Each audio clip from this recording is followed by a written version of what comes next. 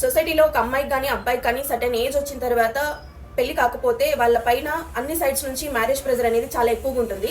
అయితే ఇక్కడ సొసైటీ చూసేది ఏంటంటే వాళ్ళ ఏజ్, వాళ్ళకున్న రిక్వైర్మెంట్స్, వాళ్ళకున్న ఎక్స్పెక్టేషన్స్, వాళ్ళు మ్యారేజ్ ప్రపోజల్స్ని ఎందుకు రిజెక్ట్ చేస్తున్నారు, ఎందుకు మ్యారేజ్ని పోస్ట్పోన్ చేసుకుంటూ డిలే చేస్తున్నారు అని చెప్పేసి. కానీ మనం అర్థం చేసుకోవాల్సింది ఏంటంటే వాళ్ళు ఎందుకు మ్యారేజ్ని వద్దంటున్నారు, ఎందుకు పోస్ట్పోన్ చేసుకుంటున్నారు, వాళ్ళు ఇంటర్నల్గా ఏం స్ట్రగుల్ అవుతున్నారు అనేది చాలా మందికి అవసరం లేదనమాట.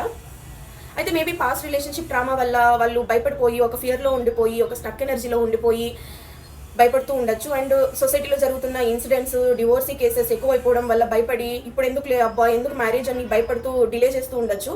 అండ్ ఇవి రెండు వదిలేస్తే మోస్ట్ కామన్ ప్రాబ్లం ఏంటంటే రైట్ పార్ట్నర్ దొరకక కొంతమంది మ్యారేజ్ వద్దు అని చెప్పేసి డిలే చేసుకుంటూ ఉంటారు. రైట్ పార్ట్నర్ అంటే పర్ఫెక్ట్ పార్ట్నర్ కాదు, రైట్ పార్ట్నర్ అంటే బేసిక్ క్వాలిటీస్ అయినా ఉండాలి కదా. బేసిక్ క్వాలిటీస్ లేనప్పుడు వాళ్ళు మ్యారేజ్ ఎలా చేసుకుంటారు? అయితే వేరే వాళ్ళ మ్యారేజ్ మీ హెడ్ఏక్ కాకూడదు. వాళ్ళకు టైం వచ్చినప్పుడు, రైట్ పార్ట్నర్ దొరికినప్పుడు, కంపాటబిలిటీ మ్యాచ్ అయినప్పుడు వాళ్ళు కంపల్సరీగా చేసుకుంటారు. దయచేసి వాళ్ళు పెళ్ళెప్పుడు ఇంతేనా, ఇలాగే ఉండిపోతావా, ఈ లైఫే బాగుందా, సింగిల్గా బాగుందా, ఇలాగే ఎంజాయ్ చేస్తున్నావా, ఇలాంటి పిచ్చి క్వశ్చన్స్ వేసి వాళ్ళని ఇబ్బంది పెట్టి వాళ్ళని ఇంకా గిల్ట్ ఫీల్ అయ్యేలాగా చేసి దయచేసి మ్యారేజ్ ప్రెజర్ పెట్టకండి.